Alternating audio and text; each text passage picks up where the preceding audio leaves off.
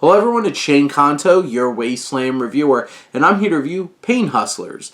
And this is the latest Netflix original film coming your way, with a lot of them coming out for the end of this year, starring Emily Blunt as Liza Drake, who works for this big pharma company, and they skyrocket in sales and everything, selling opioids, and this film of putting a big spotlight on these pharmaceutical companies making a lot of money off of addictive drugs.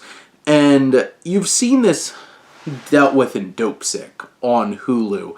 And that was a more serious approach and really felt like it was trying to really dig deep into the emotional elements of it. This feels like it's trying to be like an Adam McKay type film, and so many directors are trying to go in that direction with things from like Bombshell and this, and like Craig Gillespie has some similar approaches with like Dumb Money.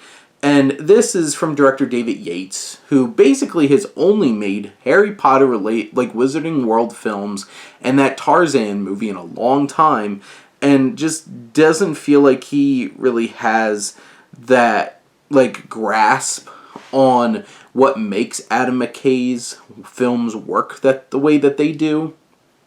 And instead this just feels like cheap and trying to have a lot of personality while cheaply going to like outdated pop culture songs and stuff like that to try to grab your attention.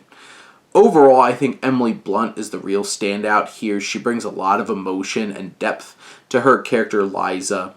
You have Catherine O'Hara and Andy Garcia, who are pretty great at times, but really are just going way over the top with their characters.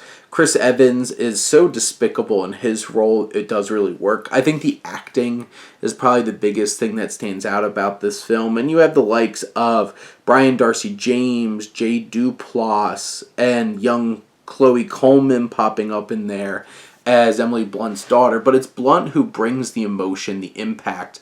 This film plays out exactly how you expect it to, with the exact same beats that you expect it to. It doesn't really offer anything new or fresh, and you could tell it's trying to have like that new, fresh kind of approach to it, with personality-wise, but it's not new and fresh anymore. It just feels like it's ripping off other directors, and I don't think Yates really has a great handle on that kind of personality. Just make that his voice in this film and make it work, or add depth to it.